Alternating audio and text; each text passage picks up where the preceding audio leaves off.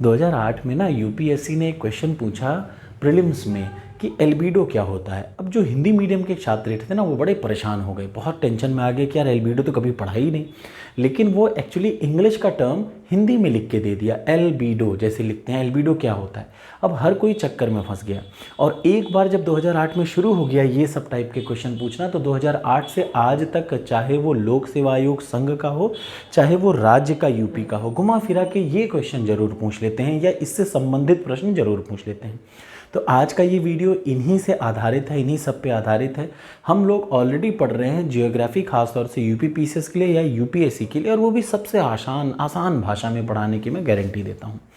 तो चलिए शुरुआत करते हैं वहाँ से कि सबसे पहले मैंने आपको बताया कि ब्रह्मांड की उत्पत्ति कैसे हुई, फिर मैंने बताया आपको कि सोलर सिस्टम चला कैसे, बना कैसे, सूर्य क्या है, सूर्य के अलग अलग इम्पॉर्टेंट फैक्टर्स को मैंने बताया। अब आज उन्हीं में से एक फैक्टर को बताऊंगा, फिर हम लोग एक एक ग्रहों के बारे में पढ़ना शुरू कर लेंगे।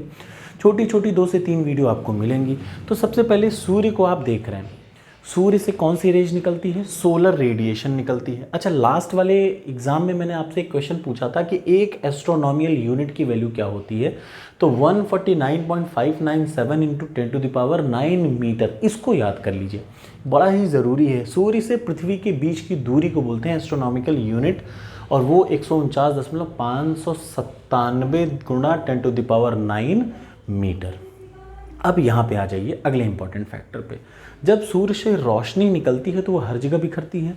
जब वो रोशनी पहुँचती है कहाँ पे, किसी प्लैनेट पे या किसी जगह पे, तो भैया देखिए, मान लीजिए ये एक बुध ग्रह आपको सामने दिख रहा है। सूर्य से रोशनी आई, रोशनी इस पर टकराएगी तो क्या होगी, रिफ्लेक्ट होगी, उल्टा जाएगी, परावर्तित होगी।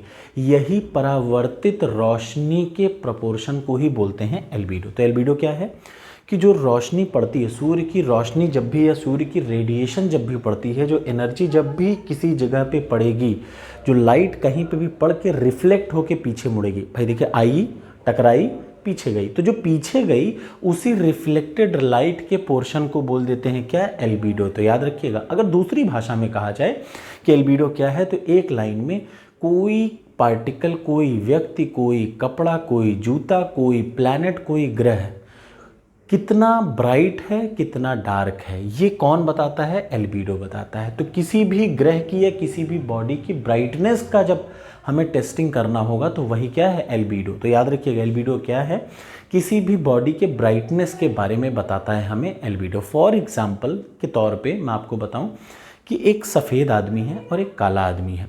जब यह सफ़ेद कपड़ा ले लीजिए और एक काला कपड़ा ले लीजिए, सफ़ेद कपड़े पे जैसे ही रोशनी पहुंचती है वो उससे टकराती है और पूरी की पूरी रोशनी वापस चली जाती है। इसका मतलब पूरा का मैक्सिमम पार्ट जो है वो रिफ्लेक्ट हो जा रहा है। तो उसका एल्बिडो कम हुआ कि ज़्यादा, ज़्यादा। तो क्यों, क्योंकि वो ब्राइट वस्तु है, ब्राइट चीज़ है, सफ़ेद कपड़ा है, इसीलिए गर्मी कम लगती है, मैक्सिमम पार्ट रिफ्लेक्ट हो जाता है। तो सफ़ेद कपड़े का एल्बिडो ज़्यादा होता है।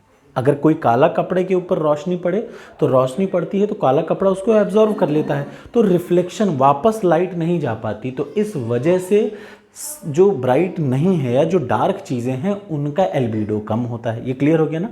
तो क्वेश्चन क्या है, एल्बिडो क्या है, तो albedo is the brightness of a body. ये आईएएस 2008 के प्रीलिम्स में क्वेश्चन पूछा था, साफ साफ। उसके बाद हर बार कहीं ना कहीं पूछा जाता है। तो याद रहिएगा, एल्बिडो क्या है, कोई भी बॉडी, किसी भी ग्रह, किसी भी वस्तु के ब्राइटनेस की डिग्री बताता है कि कोई चीज़ ब्राइट है कि नहीं ब्राइट है। अब एक एग्जाम्पल और एक क्वेश्चन मैं आपको दे रहा हूँ। ये भी उसी 2 क्वेश्चन आया था 2008 में, मतलब एक ही क्वेश्चन के 2 स्टेटमेंट आए थे। पहला स्टेटमेंट यही था कि albedo is the brightness of a body. कोई भी बॉडी कितना ब्राइट है या कितनी चमकदार है कि कितनी कमज़ोर है। इस कमज़ोर का मतलब कोई कितना ज़्यादा गोरा है कि काला है, बस इतना समझिए, ठीक। तो ये है सूर्य, इसके बगल में है बुध। तो कायदे से, नियम से सूर्य की रोशनी किस पे पड़ रही है, बुध पे। तो ये बताइए, बुध का एल्बिडो, इसके पीछे है पृथ्वी, इसके जस्ट है पीछे पृथ्वी। तो मैंने कहा जैसे चप्पल का एल्बिडो हो सकता है, वैसे ही सफ़ेद कपड़े का एल्बिडो हो सकता है, तो प्लेनेट का भी तो एल्बिडो हो सकता है, हाँ कि ना। तो एल्बिडो है क्या, ब्राइटनेस। कोई भी कपड़ा गोरा है तो वो ज़्यादा एल्बिडो है, कोई भी कपड़ा काला है तो वो उसका एल्बिडो कम है। ऐसे ही कोई ग्रह ज़्यादा एल्बिडो है, बुध ग्रह का एल्बिडो कम है कि ज़्यादा है, ये आपको बताना है। अब कायदे से देख के आप समझ पा रहे होंगे कि सूर्य से रोशनी निकली तो सबसे ज़्यादा बुध के पास पहुंच रही है। तो नियम से देखने के हिसाब से आपको ऐसा लग सकता है कि बुध का एल्बिडो पृथ्वी से ज़्यादा है या बुध की ब्राइटनेस पिछली पृथ्वी से ज़्यादा है, लेकिन हकीकत में ऐसा नहीं होता। पृथ्वी की ब्राइटनेस बुध से ज़्यादा होती है, इसीलिए पृथ्वी का जो एल्बिडो है वो बुध से ज़्यादा होता है। एल्बिडो का मतलब ब्राइटनेस, किसी भी बॉडी की ब्राइटनेस। तो पृथ्वी की ब्राइटनेस बुध से ज़्यादा है, इसीलिए पृथ्वी का एल्बिडो बुध से ज़्यादा होगा। यही 2 क्वेश्चन आया था यूपीएससी 2008 में। तो एल्बिडो क्या है, क्लियर हो गया पहला कॉन्सेप्ट। दूसरा कॉन्सेप्ट अब आ जाइए इधर। एक बात मैं बताता हूँ आपको, यूपीएससी का मैं यही प्रश्न की एक बात बता रहा हूँ, इसीलिए याद भी आ गया कि आप सिर्फ कितने भी बड़े गधे क्यों ना हो, कितने भी बड़े बेवकूफ़ क्यों ना हो, 20 साल का यूपीएससी का प्रीलिम्स का पेपर उठाइए, उसको 10 बार सॉल्व कर लीजिए। मैंने यही किया था और विश्वास करिए प्रीलिम्स के लिए मैंने कुछ नहीं पढ़ा, सिर्फ टेस्ट सीरीज़ और 20 साल का पेपर सॉल्व करके मैंने यूपीएससी का प्रीलिम्स निकाला है। तो आपको कुछ करना नहीं होता, आपके पास सिर्फ 20 साल का पेपर है जो कि आपको बताएगा सिर्फ इतना ही पढ़ना है। तो वही मैं भी पढ़ा रहा हूँ, ठीक। तो याद रखिएगा, बिल्कुल भी दिमाग में इधर उधर मत लाइएगा कि कोई भी चीज़ एब्सर्ड चल रही है। ये एग्जाम के क्वेश्चन है, यही आते हैं आजकल अब, ठीक है। अब पुराना कॉन्सेप्ट नहीं आता। अगला कॉन्सेप्ट आ जाइए। टोटल 8 प्लैनेट हैं। कितने प्लैनेट हैं? 8 प्लैनेट। कौन कौन से? बुध, शुक्र, पृथ्वी, मंगल, बृहस्पति, शनि, अरुण, वरुण, ठीक। इंग्लिश में आपको पता है नाम। अब एग्जाम में जो यूपीपीसीएस या तो ये पूछेगा या बार बार घुमा फिरा के क्या पूछता है कि एक क्वेश्चन आपको लोग देखेंगे, जब आप लोग घटना चक्र खोलिएगा तो उसमें 9 प्रश्न आए हैं सिर्फ किस बात के लिए कि इनमें से कौन 2 ग्रह हैं जिनका कोई भी उपग्रह नहीं है। उपग्रह का मतलब सैटेलाइट इंग्लिश में, ग्रह का मतलब प्लैनेट। तो बुध एक प्लैनेट है, इसका कोई भी उपग्रह नहीं है। शुक्र एक प्लैनेट है, इन दोनों का कोई भी उपग्रह नहीं है। ये 8 बार पूछा, 8 प्रश्न यूपी के एग्जाम्स में पूछा गया है। घटना चक्र में देखिएगा, आपको साफ साफ दिख जाएगा। तो पहला कॉन्सेप्ट क्लियर है ना। बुध और शुक्र ऐसे ग्रह हैं जिनका कोई भी उपग्रह नहीं है। पृथ्वी का एक ही उपग्रह है, चंद्रमा। फिर मंगल के 2 उपग्रह हैं, फोबोस और डिमोस, ठीक।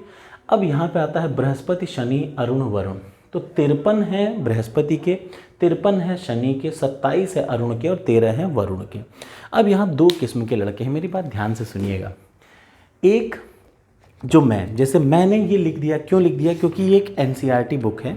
एनसीईआरटी बुक में ऐसा लिख रखा है कि यहाँ इस पेज पे कि टोटल 53 जो हैं वो सैटेलाइट, लगभग 53 सैटेलाइट हैं किसके? बृहस्पति के। और लगभग 53 सैटेलाइट हैं शनि के, 27 लगभग सैटेलाइट है अरुण के और 13 हैं वरुण के। ये मैंने किससे लिखा? एनसीईआरटी से लिखा। आप जब गूगल पे सर्च करेंगे तो आपको दिखेगा लगभग 67 सैटेलाइट हैं, 67 सैटेलाइट हैं किसके? बृहस्पति के। 64 हैं इसके, 28 हैं इसके और 27 हैं इसके और 14 हैं इसके। ये आपको गूगल पे दिखेगा। तो मान लिया पीसीएस में क्वेश्चन आ गया और आपने लिख दिया 64 और यहाँ लिखा है 53, दोनों ऑप्शन आए, आपने 64 मारा और आप गूगल की जो गूगल का आप लोग निकालते हैं ना गूगल से कि गूगल क्वेश्चन डाला, तुरंत आ गया 64 क्वेश्चन। तो जैसे ही आप ये डालेंगे तो यूपीएससी वाले भगा देंगे या यूपीपीसीएस वाले भगा देंगे। क्यों? क्योंकि वो हमेशा गूगल को कभी सही नहीं माना जाता, वो हमेशा इस किताब को ऑथेंटिक मानते हैं। तो आप में से बहुत सारे बच्चे तुरंत देखते हैं ना, कोई भी चीज़ गूगल पे डालते हैं और देख लेते हैं सही है कि गलत है। ये बहुत गलत तरीका है। जब तक कोई ऑथेंटिक सोर्स ना हो कभी भी किसी चीज़ की रिपोर्ट या क्लेम नहीं करना चाहिए, याद रखिएगा। अब यही क्वेश्चन में पूरा गूगल बताता है 67 68 है, लेकिन एनसीईआरटी कह रही है 53 है, मतलब आप 53 पे ही मैं क्लेम करूँगा और मुझे उसके मार्क्स मिलेंगे। ये बात याद रखिएगा। ऐसा ही एक एग्जाम्पल अभी मैंने आपको जो टेस्ट सीरीज़ टॉपर्स कोड पे आपको मिल रही होगी, उस पर एक क्वेश्चन है फिजिक्स में, जो क्लासिकल फिजिक्स है उसका कौन सा पार्ट नहीं है। तो उसमें एक है मैकेनिक्स, क्या क्लासिकल फिजिक्स का पार्ट है कि नहीं है। तब आपने गूगल पे डाला, गूगल पे जब आपने डाला तो आपने देखा गूगल पे पहली लाइन में लिख रहा है कि मैकेनिक्स उसका पार्ट नहीं है। अब ये गजब बेवकूफ़ी भरी है। मैं एक इंजीनियर हूँ इसलिए मैं आपको बता दे रहा हूँ, ये गलती मत करिएगा। इसीलिए कहता हूँ कि गूगल सब कुछ सही नहीं है। जब आप इसको सर्च करेंगे तो मैं बता देता हूँ, क्लासिकल फिजिक्स का मतलब हर वो चीज़ जो क्लासिकली फिजिक्स में था, जैसे मैकेनिक्स, फोर्स, एनर्जी, पावर, ये सारे क्या हैं? क्लासिकल फिजिक्स के ही पार्ट हैं। क्वांटम फिजिक्स क्या होती है? जो एलिमेंट्री पार्टिकल्स आते हैं, जो प्लैंक कांस्टेंट पे काम करते हैं। किस पे काम करते हैं? प्लैंक कॉन्सेप्ट, जो प्लैंक का कॉन्सेप्ट आया उसके आधार पर जो काम करते हैं वो सब क्या है? वो सब क्वांटम फिजिक्स हैं। लेकिन गूगल में उल्टा दे रखा है। आपको क्या करना है? एक ऑथेंटिक बुक उठाइए और उससे पढ़ के फिर अपनी राय आप देखिए, ठीक, हमेशा याद रखिए, क्योंकि आयोग आपकी राय नहीं मांग रहा है या गूगल की राय को नहीं मानता। आयोग किसकी राय को मानता है? इन सब की राय को सही मानता है। तो पूरा विश्वास है कि आपको शायद समझ में आ गया होगा।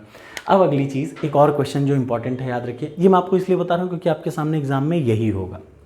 बुध, शुक्र, पृथ्वी, मंगल। तो बुध शुक्र का कोई उपग्रह नहीं, पृथ्वी का एक, मंगल के दो, 53, 53, 27, 13।